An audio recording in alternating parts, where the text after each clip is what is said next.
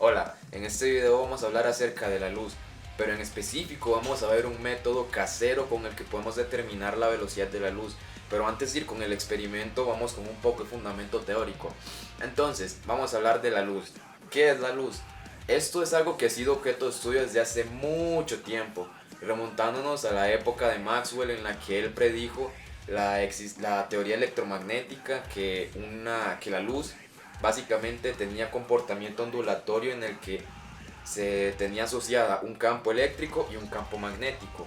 Posteriormente se comprobó que era algo correcto y acertado con el experimento de doble rendija de Young, en el que Young pudo determinar que la luz en efecto sí tiene propiedades ondulatorias, y más adelante con el efecto fotoeléctrico que fue explicado por Einstein se pudo observar que la luz tiene propiedades de partículas. Entonces, esto es con respecto a la luz. Sabemos de que como es una onda tiene un valor de amplitud, longitud de onda, frecuencia asociados como si fuera una onda mecánica. Pero en este caso vamos a ver qué otros métodos han habido para poder determinar la velocidad de la luz. Hace mucho tiempo, en la época de Galileo Galilei, él trató de determinar la velocidad de la luz posicionando un espectador en una torre y a otro a 10 kilómetros de distancia, separados cada uno, con una linterna. Lo que hizo Galileo Galilei fue hacer que un espectador encendiera la linterna, y en el tiempo que el espectador de esta torre reconociera o viera la luz, él la iba a encender también. Entonces todo este tiempo en el que ocurría este proceso se conocía el tiempo de tránsito, y sabiendo la distancia y el tiempo que transcurre se podría en teoría haber determinado cuánto es la velocidad de la luz. Pero esto no funcionó porque el tiempo de reacción de los espectadores era muy lento en comparación a lo rápido que se mueve la luz. Posteriormente hubieron métodos más eficaces y exitosos para poder determinar la velocidad de la luz, como fue el método de Roemer y el método de Fizeau. Ahora, el método de Roemer básicamente era utilizar datos astronómicos acerca de una de las lunas de Júpiter, Io. Y básicamente a partir de conociendo los tiempos de traslación de la luna y el tiempo que dura dando vueltas sobre Júpiter y todos estos datos sobre valores astronómicos, pudo determinar la velocidad de la luz, bueno, o más bien aproximarla al valor acertado que ya conocemos, que es 3 por 10 a la 8 metros entre segundo. Roemer logró obtener un valor bastante acercado a este, pero hubo un método más efectivo, que es el método de Fizeau, que básicamente era con métodos terrestres.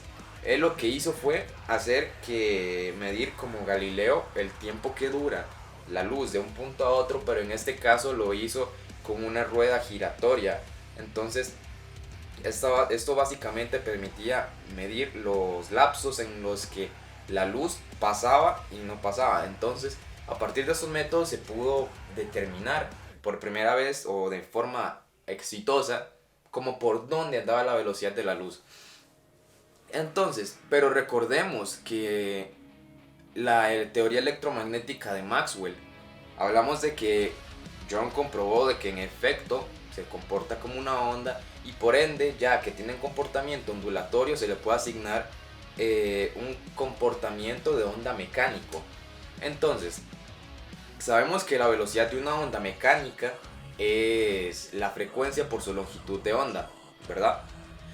Pero en el caso de una onda electromagnética, entiéndase luz, ¿a qué sería igual la frecuencia por su longitud de onda?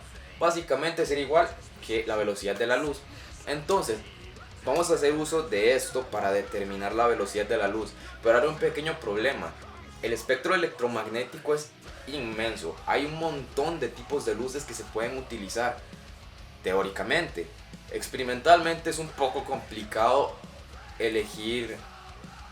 utilizar distintos tipos de luz. Por ejemplo, si tratamos de trabajar con rayos X, tendríamos que utilizar cristalografía de rayos X para poder medir la longitud de onda de la radiación de rayos X, que no tenemos eso en nuestras casas. Además, no es lo más sano para nosotros trabajar con rayos X, con radiación ionizante.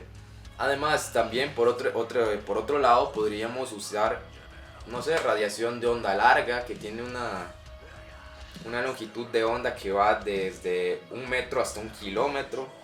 Y eso no tenemos una manera casera de poder determinar esa velocidad. Perdón, esta longitud de onda.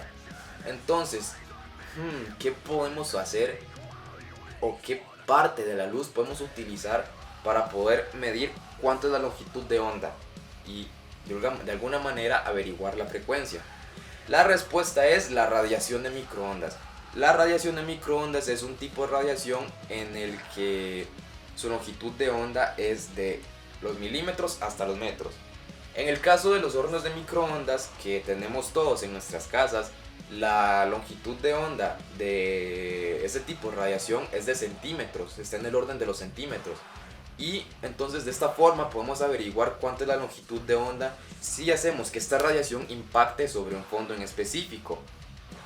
Pero también hay que saber cuánto es la frecuencia. Afortunadamente, todos los microondas indican cuánto es la frecuencia con la que la radiación está siendo emitida. Entonces, conociendo la frecuencia y determinando la longitud de onda de la radiación que está emitiendo el microondas, podríamos averiguar cuánto es la velocidad de la luz.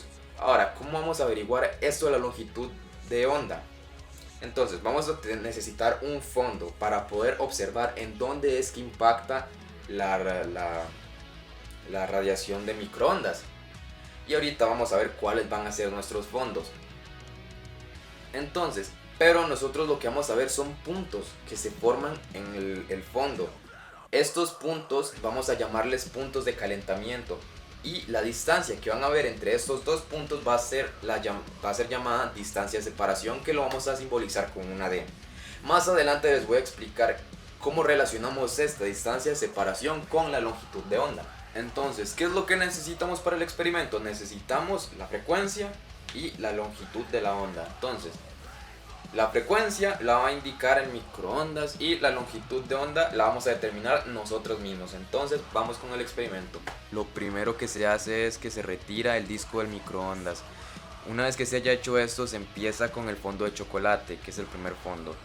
Para hacer este fondo se tomaron 2 barras de chocolate Hershey's y se pusieron una a la par de la otra. Para ponerlas en el microondas se pusieron encima de una tapa y esta tapa se puso en el centro del microondas, como se observa en el video.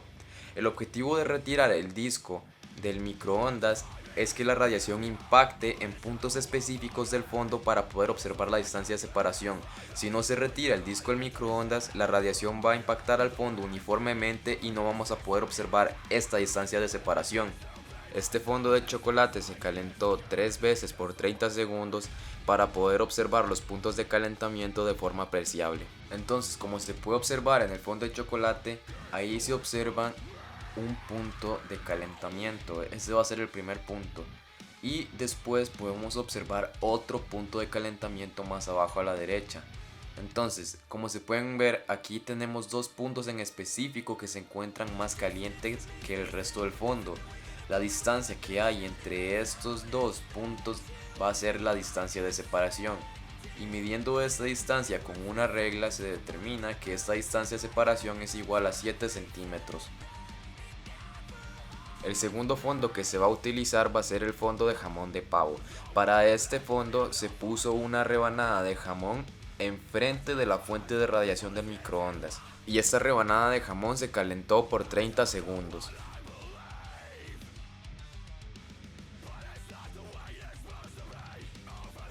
Cuando pasan los 30 segundos se saca el jamón del microondas y se observa que solo hay un punto de calentamiento. Esto no es de utilidad porque para medir la distancia de separación se ocupan 2 puntos, por lo cual vamos a utilizar otra rebanada de jamón para hacer el fondo. Entonces se pusieron 2 rebanadas de jamón una a la par de la otra enfrente de la fuente de radiación y se calentaron estas 2 rebanadas 2 veces por 30 segundos. Cuando se haya terminado de calentar las rebanadas de jamón, se sacan del microondas y se colocan en un plato. Ahí se puede observar que se forman 3 puntos de calentamiento superiores y uno inferior. Sin embargo, solo se van a tomar en cuenta los puntos de calentamiento superiores porque el punto inferior ya estaba desde antes, estaba en el fondo original, que era solo una rebanada de jamón. Entonces ahora se mide la distancia de separación y se observa que la distancia de separación es igual a 6,50 centímetros. Por último, se tiene el fondo de queso. Para hacer este fondo se tomaron 2 rebanadas de queso y se colocaron encima de una servilleta enfrente de la fuente de radiación del microondas. En este caso, el fondo de queso amarillo solo se necesitó calentar una vez por 30 segundos. Entonces, cuando se terminó de calentar el fondo de queso, lo sacamos del microondas para observar los puntos de calentamiento. Jeje, perdón por la comida ahí metida, estaba haciéndome la cena cuando hice el experimento. Entonces podemos observar en el fondo de queso amarillo que los puntos de calentamiento se forman bastante bien. Entonces se mide la distancia de separación de los puntos de calentamiento superiores y se observa que la distancia de separación es 6 centímetros. Entonces ya tenemos nuestros resultados, ya sabemos cuánto es la distancia de separación entre cada uno de los fondos que utilizamos. Entonces, como para recordar, la distancia de separación con el fondo de chocolate fue 7 centímetros, con el de jamón fue 6,50 centímetros y el de queso amarillo fue 6 centímetros. Ahora, ¿cuál es la relación que existe entre esta distancia de separación con la longitud de onda? La relación es la siguiente. Recordemos, la luz tiene propiedades ondulatorias. Esto significa de que tiene un valor máximo y mínimo. Estos valores se conocen como amplitud de la onda. Entonces, en estos puntos máximos y mínimos son donde va a haber una mayor cantidad de energía. En estos puntos la onda carga la mayor cantidad de energía. Entonces, lo que sucede cuando la onda impacta el fondo es que llega la onda proveniente del microondas hasta el fondo y va a impactar el mismo fondo. Entonces, lo que sucede es que estos valores de amplitud, el máximo y el mínimo de la onda, van a impactar en el fondo. Y estos puntos de separación que observamos corresponden respectivamente a un máximo y a un mínimo. Entonces, por ejemplo, en el queso amarillo, que fue en el que se pudo observar mejor todo esto, los puntos de separación, que corresponde al punto de la derecha a un valor de amplitud y el del punto de la izquierda corresponde a otro valor de amplitud. Entonces, esta sería nuestra distancia de separación. Estos puntos corresponden a los valores máximos de energía de la onda. Pero la distancia de separación es diferente a la longitud de la onda. La longitud de la onda, ¿qué es? Básicamente es la distancia que hay entre un máximo y otro máximo, o la distancia que hay entre un mínimo y otro mínimo. Por ende, como podemos ver en la figura, ¿a qué sería igual la longitud de la onda? Tomando en cuenta la distancia de separación. La longitud de la onda sería 2 veces la distancia de separación, ¿verdad? Entonces, básicamente podemos obtener la longitud de onda multiplicando la distancia de separación por 2. Entonces, tenemos que la longitud de onda de la radiación de microondas es determinado con el fondo de chocolate 14 centímetros, con el de jamón 13 centímetros y con el de queso amarillo 12 centímetros. Ahora, lo único que nos falta es la frecuencia. En lo personal, mi microondas indica que la frecuencia de radiación de microondas es 2450 MHz. Entonces ya tenemos todo lo que necesitamos. Lo único que tenemos que hacer es multiplicar la frecuencia que indica el microondas con la longitud de onda que determinamos con todos estos fondos y básicamente obtenemos la velocidad de la luz. Ahora, aquí como pueden ver en los resultados, para el fondo de chocolate obtuvimos 3,43 por 10 a la 8 metros entre segundos.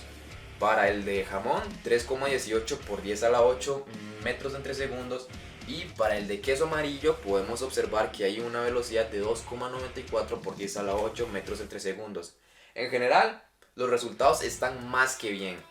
Lo importante es que la velocidad me dé en el orden de 10 a la 8 metros entre segundos. Esto es lo que más importa.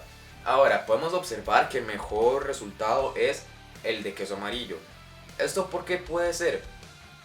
Básicamente puede que se deba a que el fondo amarillo, el fondo de queso amarillo, es un mejor fondo para observar los puntos de calentamiento, básicamente. Porque en el fondo de chocolate se observaban apenas. En el de jamón se observaban bastante bien, pero en el de queso se observaban mucho mejor. Entonces podemos observar que la relación del fondo, o qué tan buen fondo es directamente proporcional al resultado que obtenemos de la velocidad de la luz. Entonces, mientras mejor sea el fondo, mejor va a ser el resultado que vamos a obtener, porque es más fácil medir la distancia de separación. Ahí también se ve involucrado el error humano, el error que yo cometí a la hora de determinar cuál es la distancia de separación que yo medí, o también influye la incertidumbre de la regla y otras cuestiones así. Pero básicamente podríamos decir que el mejor fondo para hacer esta medición es el de queso amarillo, porque como vemos solo tiene un 2% de error el resultado que obtuvimos. Ahora, el de fondo de chocolate tiene el porcentaje de error más alto. ¿Por qué puede ser? Esto puede que se deba a que recordemos que yo puse el chocolate en el centro del microondas. Los otros dos fondos los puse enfrente de la fuente de radiación. Ahora, el hecho de que puse el chocolate en el centro hace que los puntos de calentamiento sean menos intensos. ¿Por qué? Entonces, lo que va a suceder es que el fondo, la fuente de radiación, va a salir de microondas, va a emitir la radiación y va a pegar en un punto del microondas. Va a rebotar y va a rebotar a lo largo del microondas hasta que impacte en el fondo, en el centro del microondas, ¿verdad? Y todos esos impactos que llevó a cabo la radiación para poder llegar hasta el fondo hace que pierda energía la radiación de microondas, y por eso se observaron puntos menos visibles, por así decirlo. Entonces ahí puede haber otra posible fuente de error con respecto al fondo de chocolate, que no lo coloqué enfrente de la fuente de radiación. Pero bueno, además hay otra fuente de error muy importante, y esta sería la frecuencia del microondas, porque en realidad mi microondas no tiene 2450 MHz exactamente. Lo que tiene es un valor aproximado, puede ser 2100 MHz o pueden ser 2600, eso no lo sé. Solo sé que tiene una incertidumbre bastante grande que yo no conozco. Entonces este valor pues me afecta bastante a la medición. Pero a pesar de eso se pudieron obtener resultados bastante buenos. Entonces nos quedamos con el resultado de que la velocidad de la luz determinada con el fondo amarillo es 2,94 por 10 a la 8 metros entre segundo.